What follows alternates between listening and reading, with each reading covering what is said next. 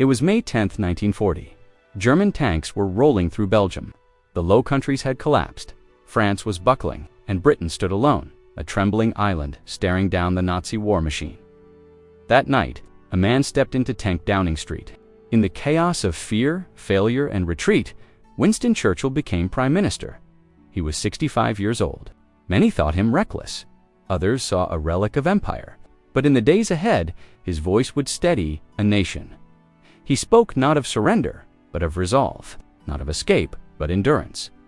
And by doing so, Churchill gave Britain something no bombers could destroy: the will to fight on.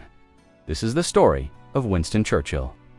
The voice that refused to let Britain fall, a wartime hero whose past and future were as complex as the century he helped shape. Winston Leonard Spencer Churchill was born on November 30, 1874, at Blenheim Palace, into one of Britain's grandest aristocratic families. His father, Lord Randolph Churchill, was a prominent conservative politician. His mother, Jenny Jerome, was an American socialite, bold, beautiful, and well-connected. Churchill's childhood was privileged but emotionally distant. He struggled academically and was sent to military school after repeated failures in traditional education. But once there, something clicked. He graduated from Sandhurst Military Academy and sought out adventure. Not just as a soldier, but as a writer. In the late 1890s, he fought in Cuba, India, Sudan, and South Africa, always reporting from the front lines, always seeking both danger and publicity. His 1899 escape from a Boer prison camp made him a national sensation. By the time he entered Parliament in 1900, he was already famous. Churchill's early political career defied consistency. He began as a conservative, switched to the Liberal Party in 1904, and held a string of cabinet posts, including President of the Board of Trade, Home Secretary, and First Lord of the Admiralty. He championed social reform, minimum wage laws, and workers' rights unusual for someone of his class. But his aggressive ambition and unshakable belief in empire often created conflict. In 1915, during World War I, Churchill helped plan the Gallipoli campaign, a disastrous attempt to break Ottoman lines in Turkey. Thousands died. Churchill was blamed. He resigned and served briefly on the Western Front, commanding a battalion in the trenches. It was a humbling fall between the war's isolation and warning after the war. Churchill returned to high office, but his views began to drift further right. As Chancellor of the Exchequer in the 1920s, he reimposed the gold standard, causing economic hardship. He fiercely opposed Indian independence, calling Mahatma Gandhi a seditious fakir, and during the general strike of 1926, he took a hard stance against labor unions, even suggesting that troops be used if necessary. By the 1930s, Churchill was marginalized, seen as outdated, imperialist, and alarmist. But as Hitler rose in Germany, Churchill's warnings grew louder. He denounced appeasement. He urged he predicted war. Most dismissed him as a warmonger. But when the storm finally came, Churchill was ready. On May 10, 1940, as Hitler invaded the West, Churchill became Prime Minister. At that moment, Britain was almost completely isolated. France was collapsing. The United States remained neutral. The Soviet Union had a pact with Hitler. Churchill's first speech to Parliament was stark. "I have nothing to offer but blood, toil, tears, and sweat." But it was his words after the Dunkirk evacuation, where 300,000 British troops were rescued. From France that defined his leadership, "We shall go on to the end. We shall never surrender." His speeches became lifelines. In radio broadcasts and parliament chambers, Churchill turned language into armor.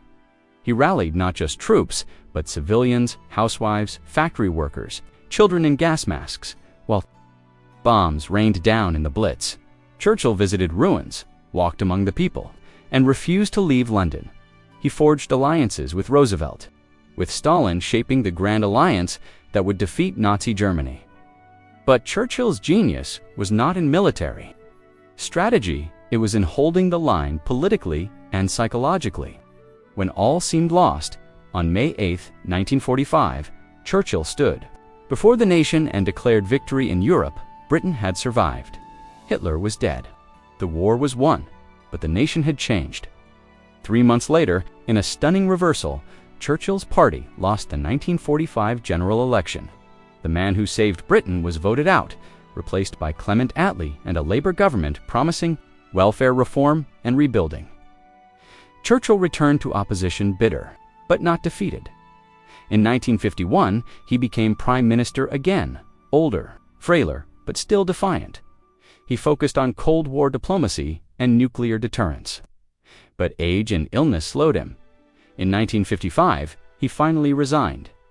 In retirement, Churchill painted, wrote, and received honors, including the Nobel Prize for Literature in 1953 for his memoirs. He traveled, advised, and reflected, but never quite stopped being a figure of history. On January 24, 1965, Winston Churchill died at the age of 90.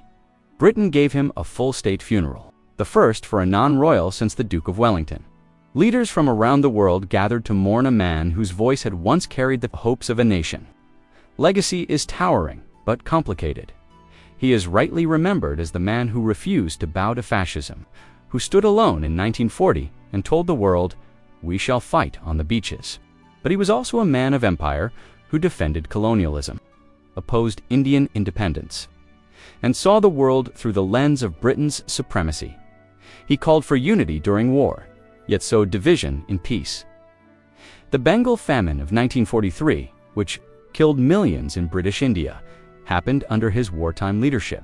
His decisions and indifference remain subjects of fierce debate. He was a savior and a symbol of a fading imperial world. He once said, "History will be kind to me, for I intend to write it." And he did, shaping not only his actions, but the memory of them. Winston Churchill was not perfect. He was stubborn, arrogant, sometimes wrong. He could be blind to suffering beyond his island's shores. His ideas of race and empire now belong to the past. But in Britain's darkest hour, he found the words and the strength to lead. He gave courage when none was left, and for that, history does not forget. In the end, Churchill was more than a war leader. He was a mirror of his time, a voice of defiance, a figure of contradiction, and a man who, against all odds, refused to let Britain fall.